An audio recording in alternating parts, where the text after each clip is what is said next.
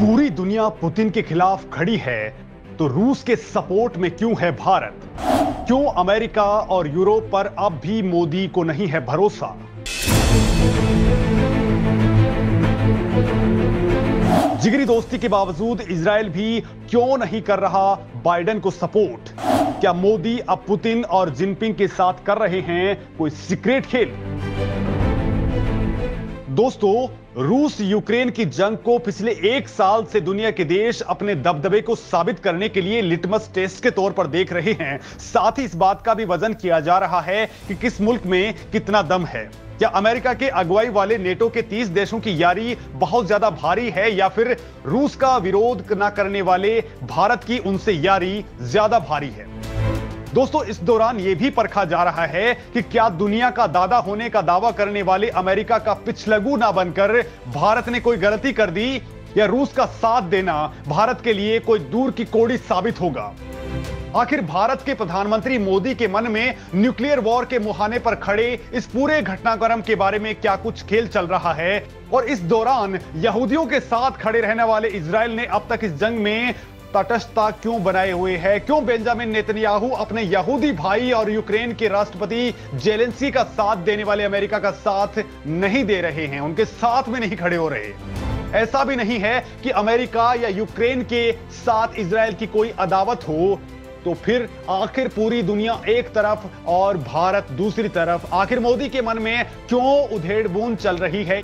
या फिर यह भी कोई उनकी कोई कूटनीति की गहरी चाल है? तो दोस्तों, रूस यूक्रेन के बीच तनातनी और परमाणु युद्ध की आशंका के बाद जो बात सबसे ज्यादा सुर्खियों में है वो ये है कि अमेरिका की अगुवाई में पश्चिमी देश रूस को सबक सिखाने के लिए उतारू हैं। उस पर प्रतिबंधों का पहाड़ तोड़ा जा रहा है। अब तक 10,000 से ज्यादा बैन लगाए जा चुके हैं। तेल, गैस और हथियारों के रास्ते बंद किए जा चुके हैं।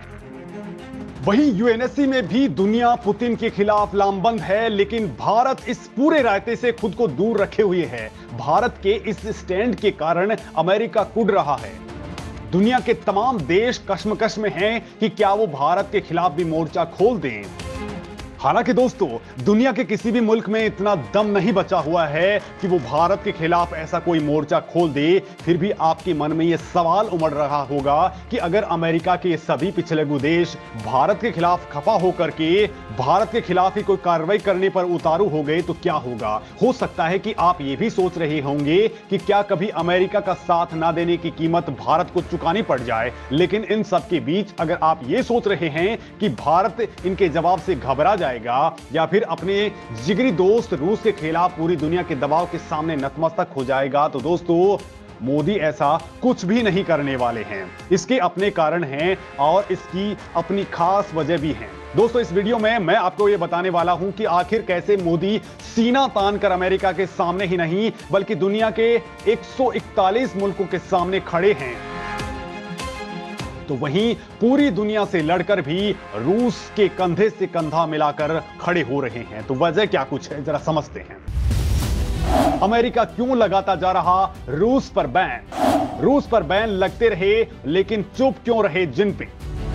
दोस्तों, आपने देखा है कि एक साल में लाख चाहकर भी अमेरिका रूस को अपने घुटनों पर नहीं ला सका है, उसकी इकोनॉमी को नहीं डगमगा सका है। वो चाहता है कि रूस को किसी भी तरह से उससे तहस नहस कर दिया जाए, लेकिन अमेरिका को भी मालूम है कि ऐसा खुद उसकी सेहत के लिए भी मुफीद नहीं है, और ना तो रूस ऐसा आसान शिकार है कि अमेरिका उसके साथ जो चाहे कर डाले। लेकिन अमेरिका रूस के खिलाफ ग्लोबल घेराबंदी कर रहा है, और यही वजह है कि यूक्रेन के खिलाफ जंग छेड़ने के बाद से रूस के खिलाफ संयुक्त राष्ट्र में लगातार वोटिंग हो रही है। लेकिन भारत हर बार इस रायते से खुद को किनारे कर रहा है। मोदी हर बार गुट निरपेक्षता की अपनी परंपरागत नीति पर कायम है, जिससे अमेरिका के मंसूबों पर पानी फिरता नजर आ रहा है। क्योंकि ग्लोबल लेवल पर भारत की जो धमक है और मोदी की कूटनीति की जो चमक है, वो इकलौते भारत के अमेरिका का साथ नहीं देने के कारण बाइडेन को बेचैनी हो रही है। भारत की तटस्थता और निष्पक्षता अमेरिका को रास नहीं आ रही। हालांकि अमेरिका चाहकर भी भारत के खिलाफ कुछ नहीं कर पा रहा है।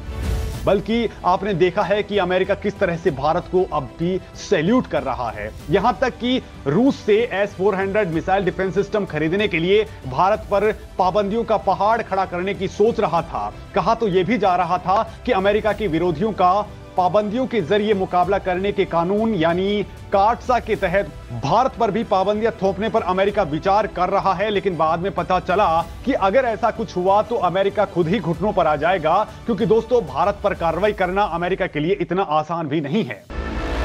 क्योंकि भारत पर कार्रवाई करने से चीन का मुकाबला करने वाली ताकत कमजोर हो जाती। एशिया में चीन और तेजी से उभरता तो सीधा अमेरिका को टक्कर देने जैसा लगता। चीन को बैलेंस करने के लिए भारत का साथ अमेरिका की मजबूरी है। दोस्तों खुद अमेरिका जानता है कि रूस, ईरान और नॉर्थ कोरिया को केवल भारत ही कंट्रोल कर सकता है। दोस्तों पूरी दुनिया जानती है कि अमेरिका से ज्यादा मौका परस्त देश चीन भी नहीं होगा। अमेरिका खुद भी यह बात जानता है और भारत भी इससे अनजान नहीं है। यही वजह है कि भारत अपने सच्चे मित्र और दिखावे के मित्र को उसी तरह से ट्रीट भी करता है। और दोस्तों यही कारण है कि रूस के खिलाफ संयुक्त राष्ट्र में लाए गए प्रस्ताव से भारत ने अपने आप को दूर रखा है और रूस से न केवल तेल बल्कि हथियारों की खरीद को भी बढ़ा दिया है। बड़ी बात तो यह है कि अमेरिका ने हाल फिलहाल में ही भारत को कई बड़े ऑफर्स दिए हैं, टेक्नोलॉजी ट्रांसफर्स करने के लॉलीपॉप दिए हैं, लेकिन इसके बावजूद रूस के खिलाफ अमेरिका को भारत का सपोर्ट नहीं मिल पा रहा। तो मोदी जी ऐसा क्यों कर रहे हैं, इसकी भी अपनी एक खास वजह है। लेकिन दोस्तों इसका खुलासा करने से पहले आपको यह बता दूं कि यूक्रेन की मदद करने की अमेरिका की गुहार को भारत के जिगरी दोस्त इजराइल ने भी आखिर क्यों ठुकरा दिया है। वो भी तब जबकि यूक्रेनियन राष्ट्रपति जेलेंस्की खुद भी यहूदी हैं और इजराइल खुद कहता रहा है कि वो यहूदियों के सपोर्ट में कहीं भी खड़ा हो सकता है। और रूस और यूक्रेन दोनों से इजराइल के अच्छे संबंध भी हैं। दरअसल दोस्तों इजराइल की सीमा सीरिया से लगती है और आर्मेनिया, तुर्कमेनिस्तान, अजरबैजान और जॉर्जिया वाले इलाके रूस के बेहद नजदीक हैं। इन इलाकों से सीरिया में एक्टिव एंटी इजराइल एलिमेंट्स को न्यूट्रलाइज करने में उसे रूस से मदद मिलती रही है। लिहाजा इजराइल और रूस में आपसी रिश्ते बहुत अच्छे हैं। अब जबकि रूस और यूक्रेन के बीच लगातार जंग चल रही है और पाकिस्तान जैसे मुल्क भी यूक्रेन को हथियार सप्लाई कर रहे हैं, ऐसे में यूक्रेन की मदद करने के लिए अमेरिका ने इजराइल को वहां पर इजराइल का आयरन डोम डिफेंस सिस्टम भेजने का प्रस्ताव भेजा। लेकिन इजराइल ने बाइडेन को ठेंगा दिखा दिया। इजराइल ने कहा कि उसे लगता है कि अगर वो अनुमति देता है तो उसके रूस के साथ में रिलेशंस खराब हो जाएंगे। इतना ही नहीं, इजराइल ने अमेरिका को भी सलाह दे डाली कि यूक्रेन की मदद करने का जो ज्ञान वो उसे आयरन डोम देने के लिए कर रहा है, वही ज्ञान अमेरिका खुद पर भी अप्लाई करे। इजराइल नहीं चाहता कि वो किसी एक दोस्त की मदद करके दूसरे को नाराज कर दे। ग्लोबल डिप्लोमेसी का तकाजा भी यही है। दोस्तों अब आपको बता दूं कि इजराइल की तरह भारत ने भी अमेरिका को ठेंगा आखिर क्यों दिखाया, क्यों भारत ने रूस का विरोध नहीं किया और अमेरिका का साथ सीधे सीधे नहीं दिया। तो दोस्तों भारत ने यह कदम इसलिए उठाया है क्योंकि अतीत उसके लिए मजबूर कर रहा है। दरअसल दोस्तों रूस भारत का चिरकालिक मित्र रहा है, न कि अमेरिका। संयुक्त राष्ट्र की सुरक्षा परिषद में भी भारत के खिलाफ कई बार प्रस्ताव लाए गए, लेकिन रूस के अलावा कोई दूसरा मुल्क भारत के लिए संकट मोचक नहीं बना, खुद अमेरिका भी नहीं। अलबत्ता अमेरिका तो भारत के खिलाफ यूएन में खड़ा रहा है। दोस्तों इस धोखे के बाद भी अमेरिका उम्मीद करता है कि भारत उस देश को दरकिनार कर दे और उसके खिलाफ जाकर वो अमेरिका का साथ दे। जिस रूस ने अपने वीटो का इस्तेमाल करके 6 बार भारत के सिर पर आए संकट को टाला था। दोस्तों अमेरिका अगर ऐसी उम्मीद करता है तो उसे नाउम्मीदी ही हाथ लगनी थी, जो उसे लगी है। भारत को अपने मित्र देशों और दिखावे के दोस्तों में फर्क करना बहुत अच्छे तरीके से आता है और यही वजह है कि भारत ने कूटनीतिक रास्ते अपनाते हुए अगर रूस का विरोध नहीं किया तो अमेरिका का साथ भी नहीं दिया है। दोस्तों भारत के साथ यूएनएससी में धोखेबाजी का यह सिलसिला 1948 से जारी है, जब भारत संयुक्त राष्ट्र में कश्मीर मुद्दे को लेकर के पहुंचा था।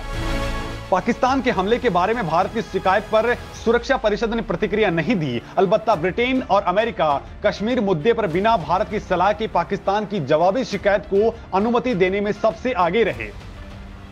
इससे पाकिस्तान को मौका दिया कि वो भारत के हिस्से वाले क्षेत्र को अपने पास रखे। पाकिस्तान और चीन दोनों ने जम्मू कश्मीर के कई क्षेत्रों में अवैध गतिविधियां जारी रखी, लेकिन पश्चिमी देशों ने भारत का कभी सपोर्ट नहीं किया, ना ही उसने चीन की वैसी निंदा की जैसी वो आज यूक्रेन को लेकर के कर रहे हैं। यहां तक कि लद्दाख में जब चीन और भारत के सैनिकों के बीच में झड़प हुई थी तो पश्चिमी देश चीन को नाराज करने से भी बचते नजर आए थे। आलम यह है दोस्तों कि 1971 में भारत के खिलाफ 2 बार प्रस्ताव लाए गए। तब वे फ्रांस और यूके ने वोटिंग में भाग नहीं लेकर तटस्थता की स्थिति अपना ली, लेकिन अमेरिका तब भी भारत का विरोध करता रहा। उससे पहले यूके और फ्रांस भी भारत के विरोध में वोटिंग करते रहे थे। जबकि दोस्तों जिस रूस के खिलाफ जाने की अमेरिका हमसे उम्मीद कर रहा है, वो रूस 70 के दशक से हमारा सबसे भरोसेमंद दोस्त रहा है। भारत करीब 70% हथियार रूस से खरीदता है, उसकी टेक्नोलॉजी पे भरोसा करता है। इतना ही नहीं, रूस ने संयुक्त राष्ट्र में कश्मीर पर भारत की पोजीशन का ऑलवेज सपोर्ट किया है। लिहाजा आज की डेट में रूस से अपनी जरूरत का भारत 35% से ज्यादा तेल खरीदने लग गया है। साथ ही भारत ने उसके साथ में हथियारों की खरीद को भी लगातार ही बढ़ाया है। हालांकि भारत ने पिछले कुछ सालों में अमेरिका और पश्चिमी देशों के साथ संबंधों को सुधारने में बहुत ज्यादा एनर्जी खपाई है। दोस्तों इसमें कोई दो राय नहीं है कि संबंधों में सुधार भी तगड़ा हुआ है। जिस गर्मजोशी के साथ अमेरिका में भारत के प्रधानमंत्री मोदी का स्वागत होता है, वैसा स्वागत किसी भी प्रधानमंत्री का शायद ही कभी हुआ हो। वहीं रूस भारत का सदाबहार दोस्त रहा है। वो कठिन दौर में भी भारत के साथ खड़ा रहा है। चुनौती बस ये है कि भारत किसी एक खेमे में नहीं जाता। तो दोस्तों इस मामले में क्या आप कुछ सोचते हैं, जरा कमेंट लिख करके आप भी बताएं। धन्यवाद।